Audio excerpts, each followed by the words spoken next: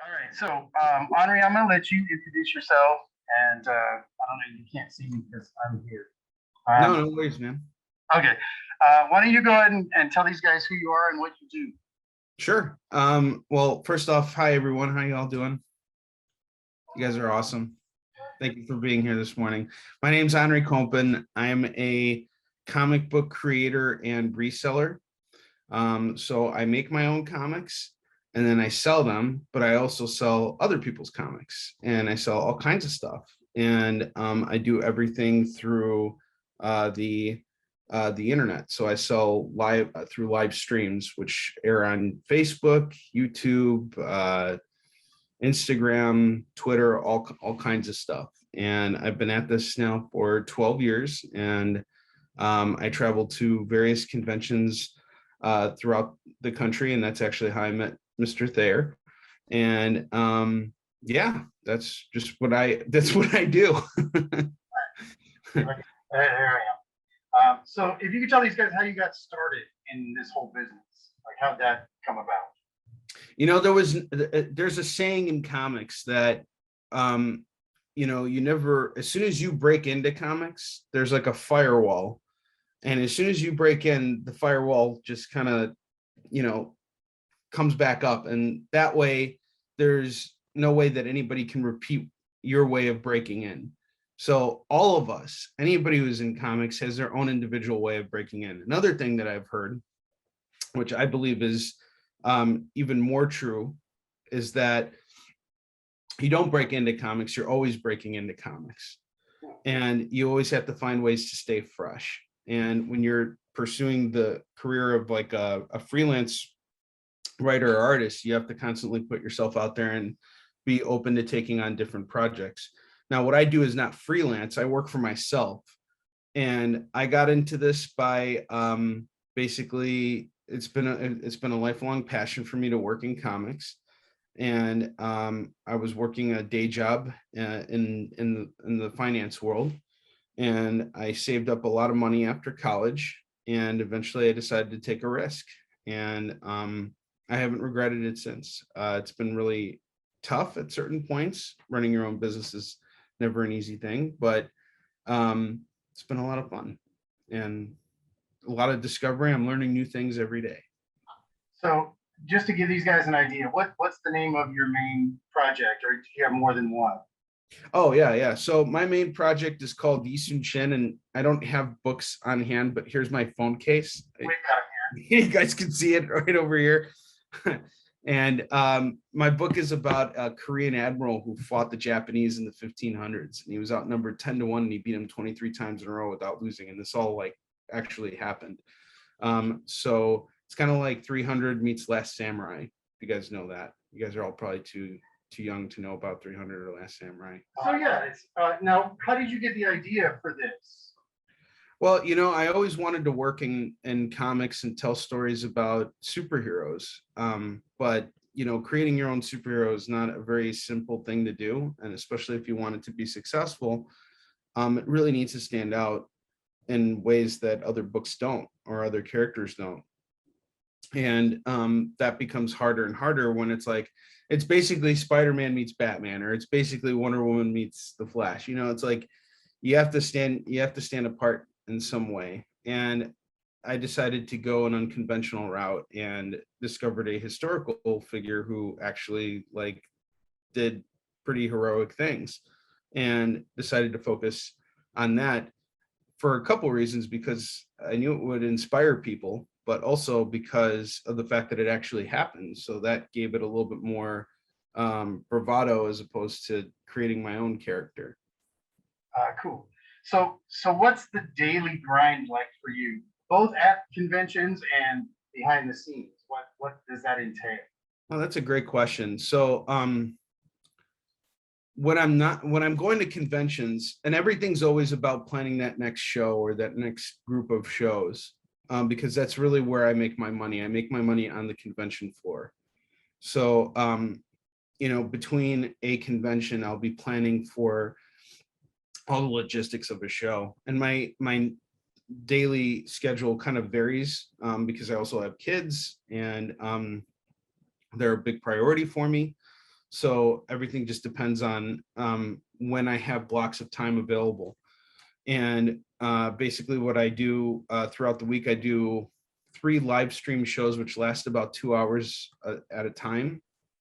And in between that, it's like, I got to focus on procurement, like buying up comics, pricing them out, and then showcasing them and prepping up for that show.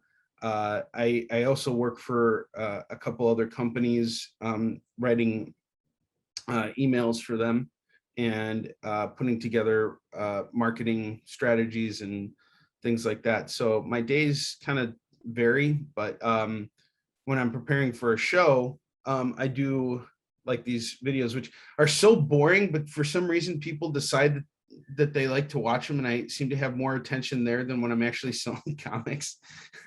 And I do these like AMAs, which is like short for Ask Me Anything, which I'm sure all you young whippersnappers all know what AMA is. But I stand there for like an hour, like packaging up books and getting ready for shows and like answering people's questions. And for some reason, people like watching me work and lose my mind on a live stream.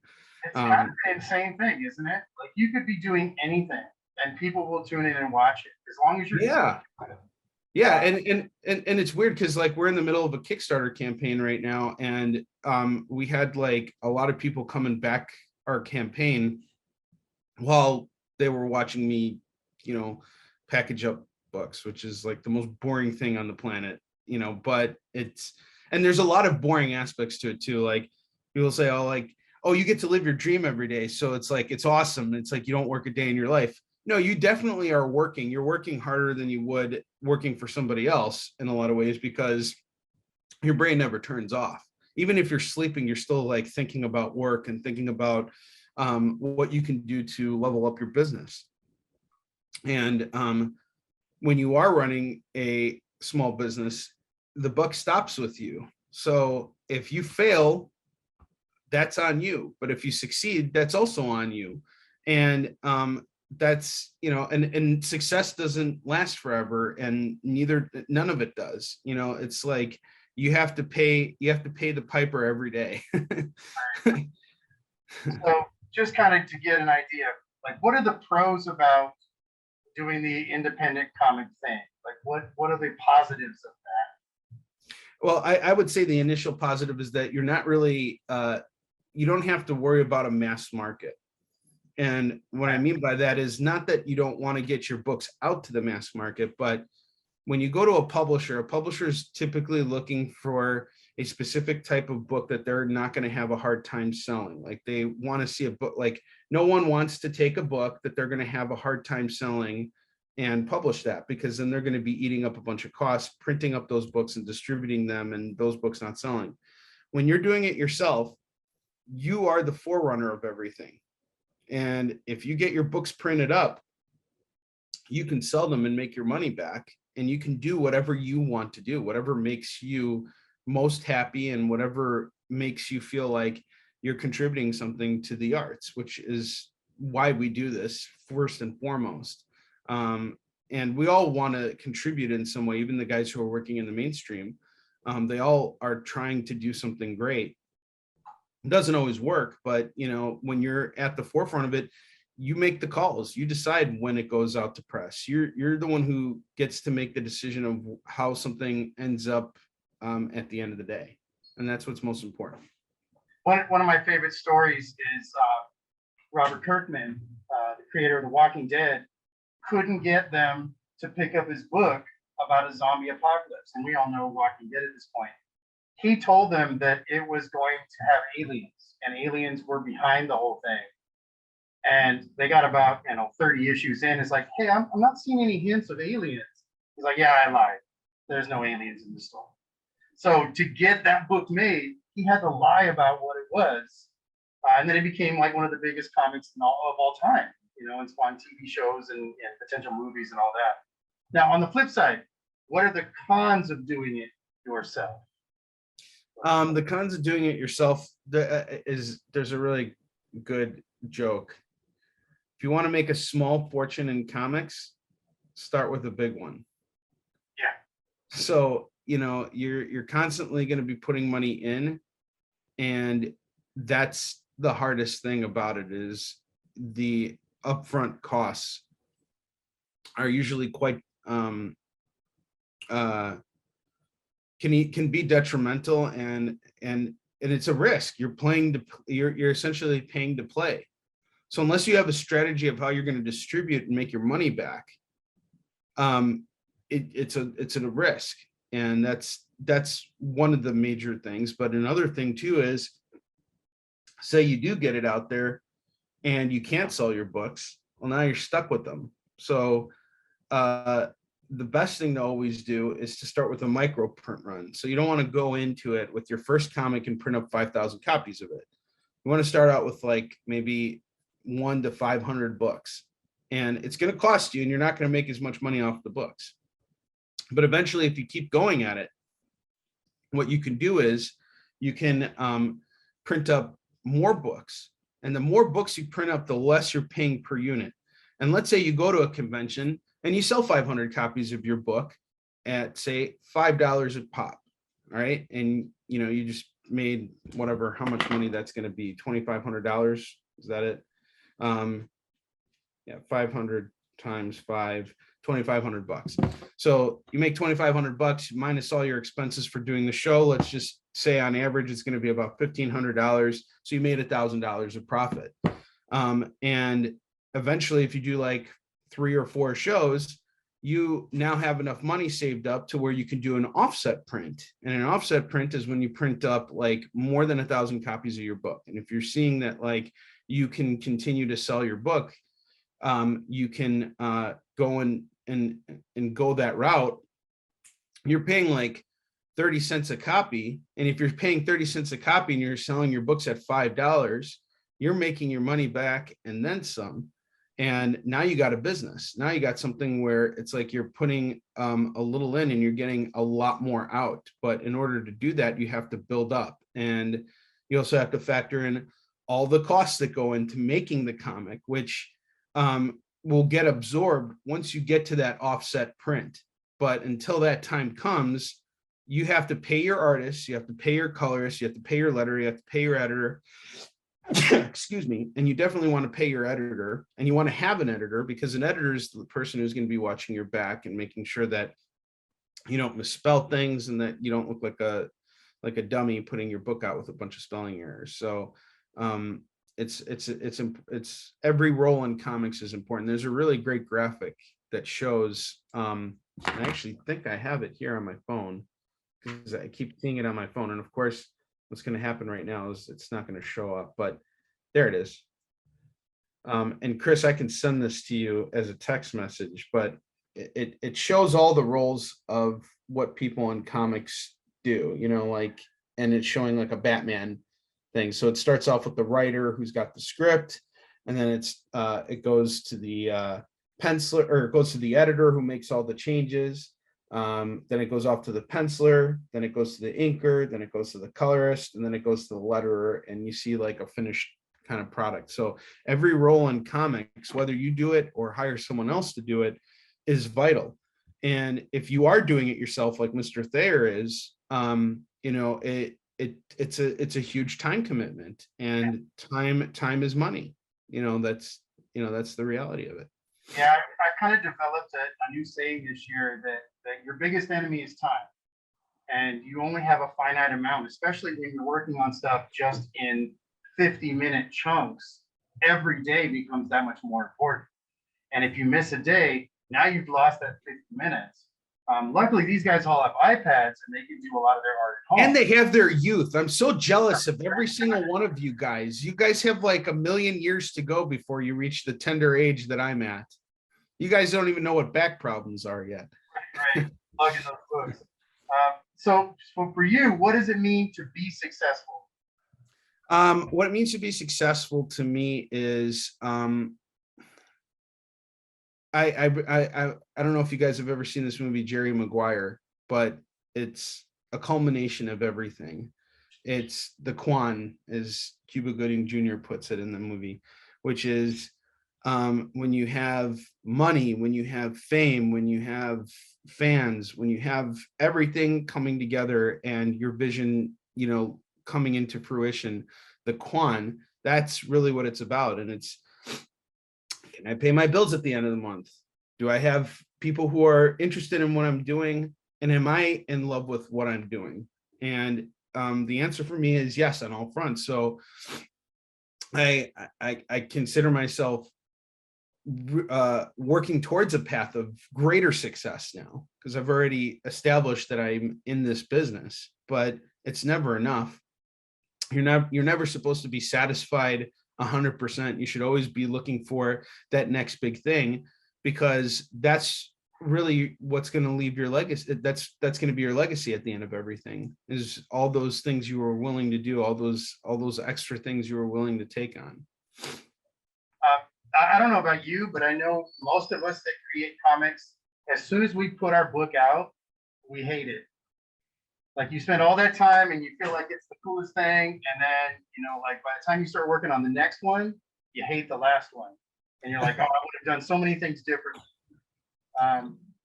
Do you get that sense when you do stuff, or do you still? I felt like that about my first comic, so I can definitely commiserate with that thought. My first comic was a disaster.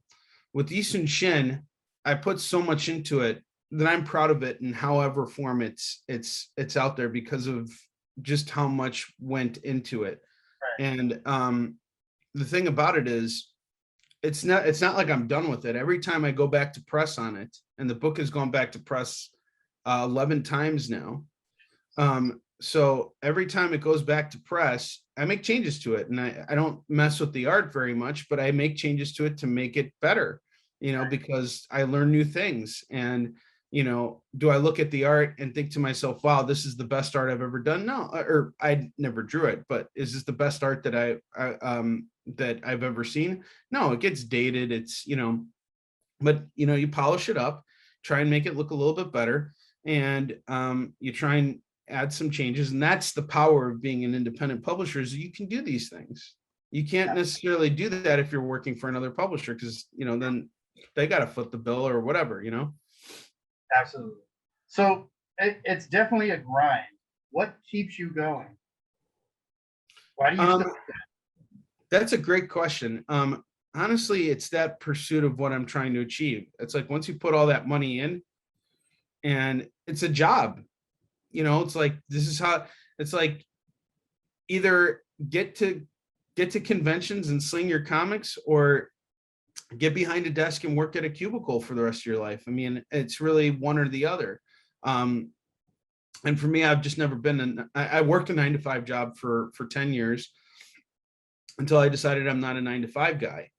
And either you make that decision. Either you're doing it or you're not doing it. And if you're not doing it, then go do something else, or don't do it at the same capacity that you're currently doing it.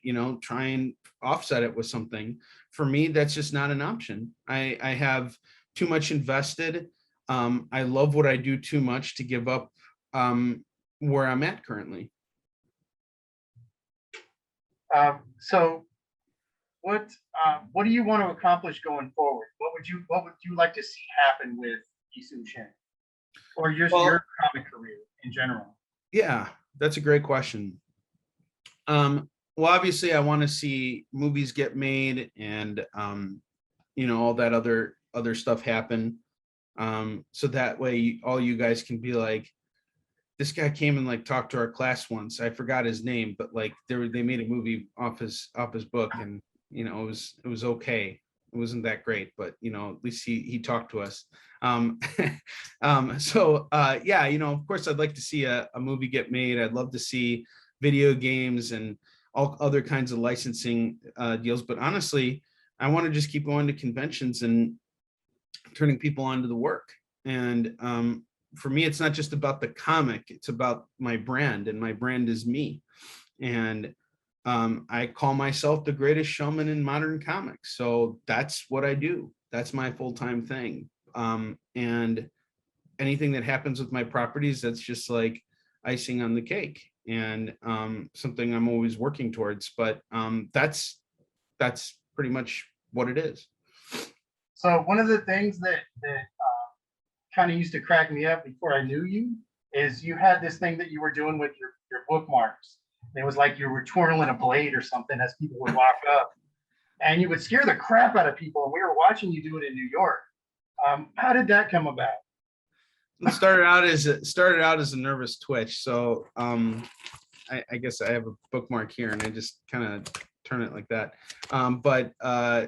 Yeah, it started out as a nervous twitch, and then I'm like, I'm not a very coordinated person in general. I don't know how I managed to pull it off with spinning bookmarks and stuff like that, but it's just showmanship. It's theatrics. It gets people's attention. When you go to a comic convention, how many of you guys have been to a comic convention? Can I get a raise in hands? Anybody been to a comic convention? All right.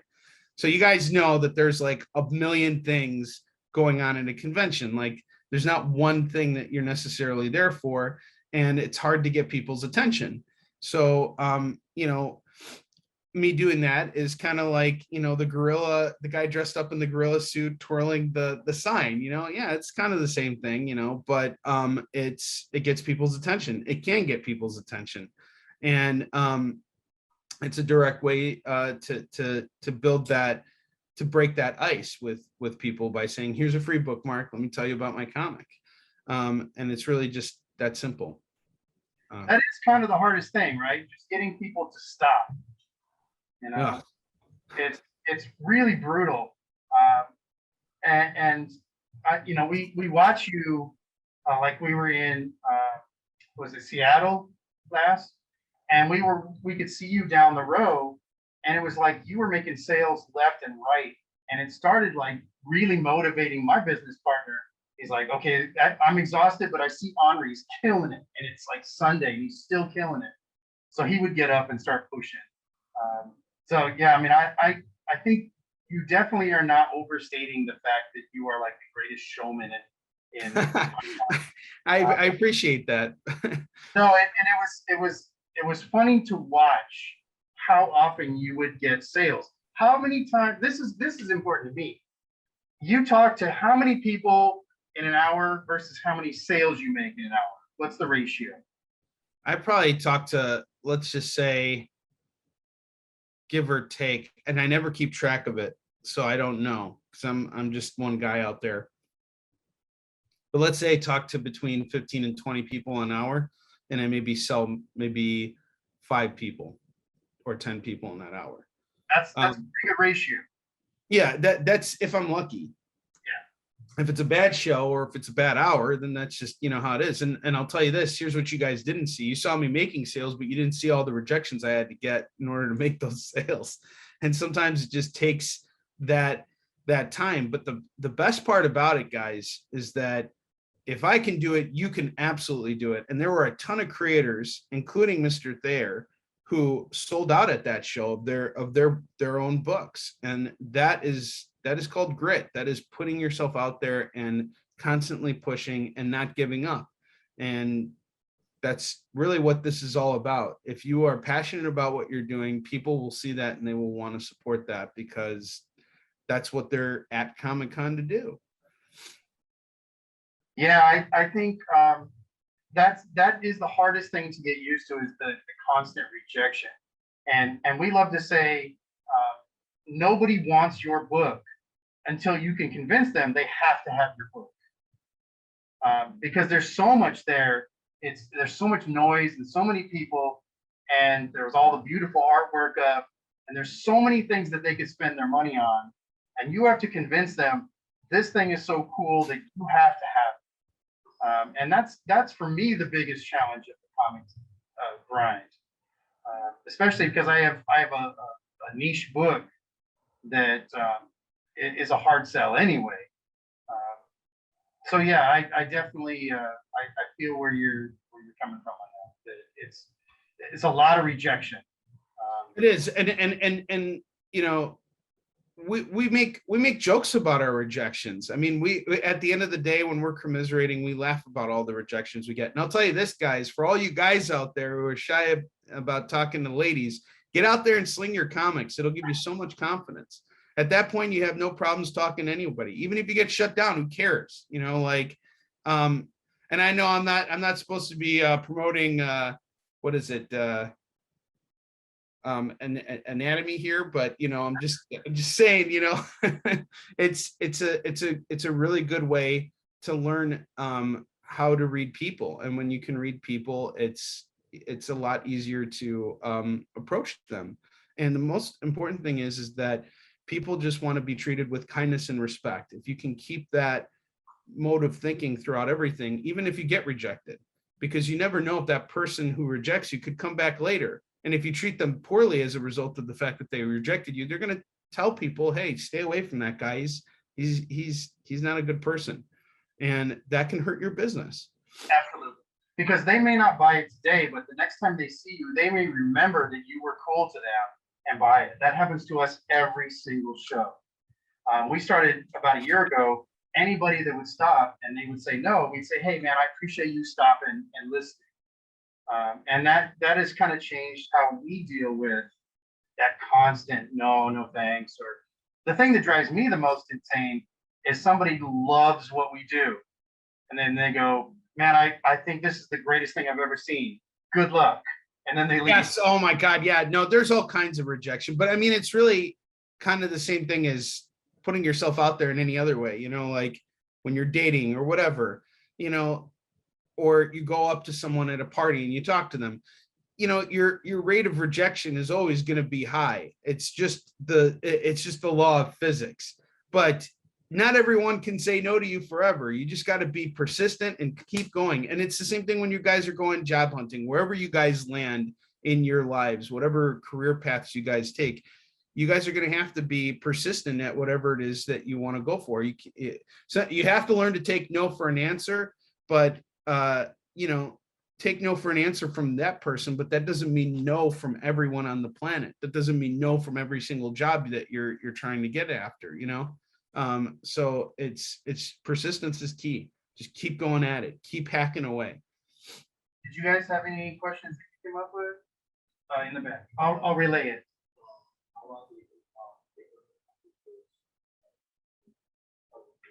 Okay, so the question is, how long did it take to get through that first book? Well, the first issue took about like 6 months of production, but getting our first graphic novel, and I'm sorry I didn't have any samples for you guys, but the first graphic novel took about 4 years to put together. That's four comics. Or five. Yeah, that's like 4 comics combined, and we added like a bunch of extra content in there, and yeah, that took a long time to put together. But yeah, it takes about 6 months. But honestly, the production part is only half the battle. Getting the book done is like that's half of it. Really, it's what happens after you get the book done. That's when the real battle begins. Yeah, I hope that answers your question. Any other questions you guys think of? These guys are all introverts, so I don't know. Yeah, I understand. Yeah, we're gonna try and break that at the convention in May, but until then, they're a lot of them are artists. And yeah, I get it. It's tough, and here's the thing. I understand how difficult it is, which is why I offer services for other creators to come to me if they ever need help with anything.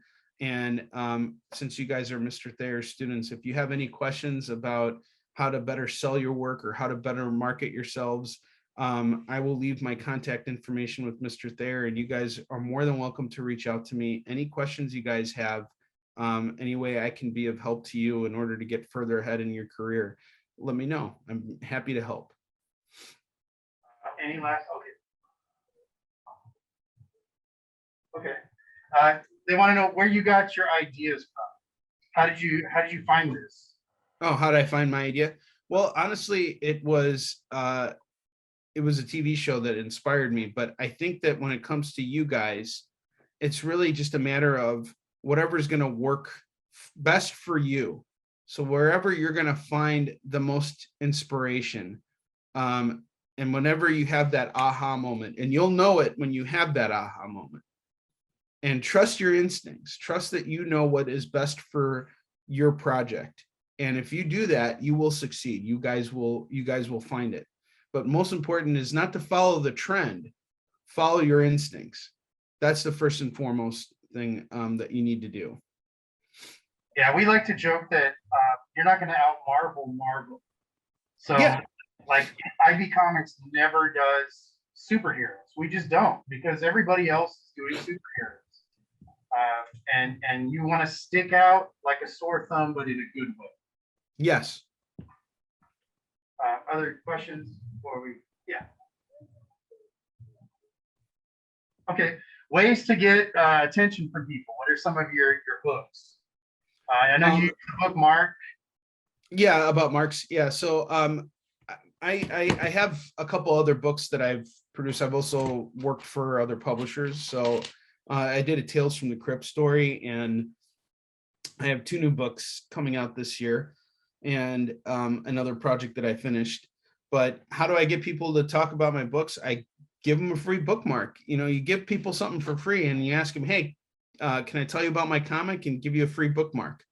You give something to someone for free, you've already cut your you've already broken the ice, because everybody likes free stuff. Everybody loves free stuff. So if you already give someone something for free, it's like, and it's your business card, really.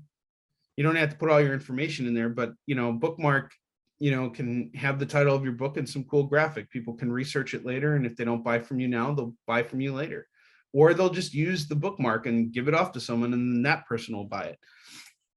Either way, Bookmarks are pretty cheap too. Yes, they're cheap. They're super cheap. They're going to cost you like 10 cents a bookmark. You can get 1,000 bookmarks for like $100, something like that.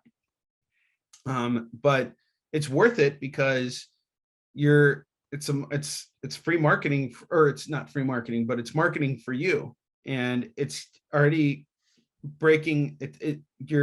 It's an icebreaker.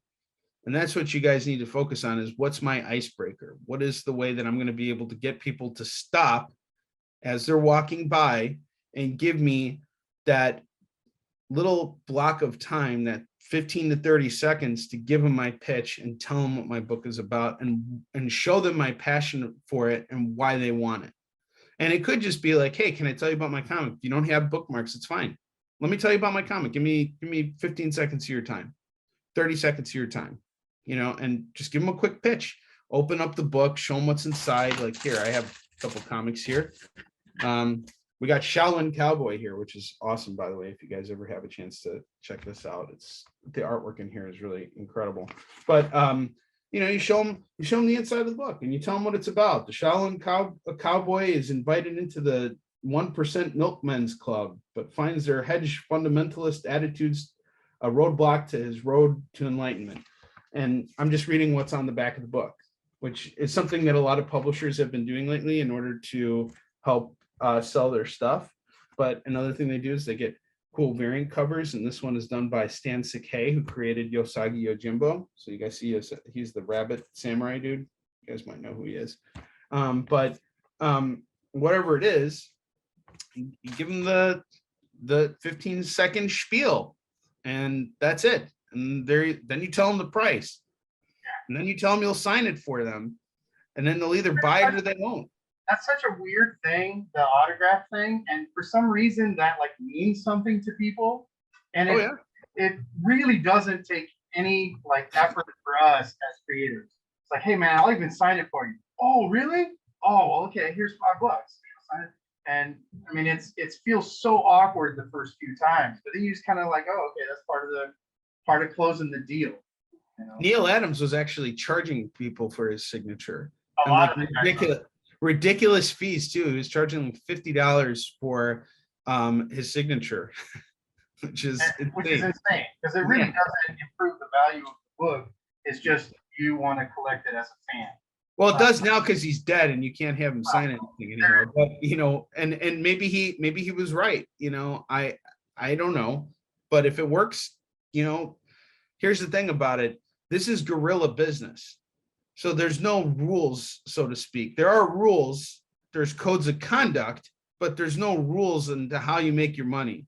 You do what you got to do.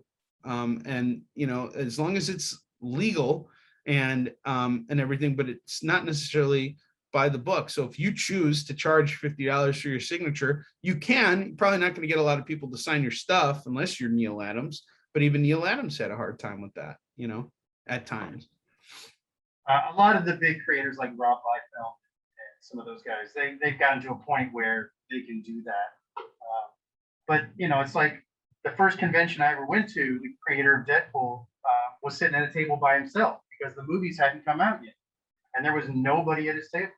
So it's just kind of a weird business. It could change like that. Any last questions before we cut Onrie loose? Yeah. With his team? That's an excellent question. Did you ever have any problems with your creative team, your Oh artists? yeah, I absolutely. I have problems with them all the time. What I do is I just send them threatening letters and beat them with big, heavy 2x4 sticks, and that solves all the problems. I make sure to, make fun of them often and put them in their place whenever necessary. No, I'm just teasing. Yeah. Most of the time I have not had problems with the artists I've worked with. There are occasions though, and it's just like having any job. You're a manager, and when you see that someone is not meeting a deadline, or if someone's having a hard time with something, you have to help them out. And one of the artists that I was working with, he had a really hard time with doing layouts. So I was drawing his layouts for him.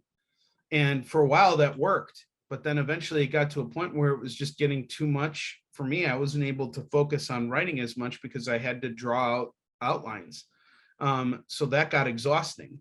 And, now that, I communicated with him and we got a lot of work done together, but I've chosen since to move on from him because it just wasn't working out. And you'll come across that sometimes. I had another situation where a colorist, he did the first 9 pages of my book, and they turned out great, but there were certain things I wanted him to make changes on. He wasn't addressing the things that I asked him to do. And then he sent me an email and totally lost his marbles and flipped out on me. So I said, you know what? I don't think we should work together. I had to suck it up and pay him, but because he did do the work. But it was an unfortunate situation, and it's just managing people. It's, and managing expectations, let people know in advance what you expect from them. And here's a word of advice: never pay up front, always pay on the back end. If you're going to pay 50% up front, 50% on the back end. So that way there's like a code of ethics there, and it puts some pressure on the creators you hire to get the work done. Because they should be moved by the deadline. We're going to run out of time because we're not on our pro account. Yeah. But I want to thank you for taking your time with us. Guys, thank you so much. We'll check in with you again once you get that movie deal. Yes, absolutely. And guys, good luck to all of you. Mr. Thayer has shown me your work, and you guys are absolutely fantastic. Keep at it. Best of luck to you. You guys have a wonderful teacher who will guide you guys in the right direction. Thank you, man. Yeah, absolutely. Thank you. Take care, guys. Thank you so much.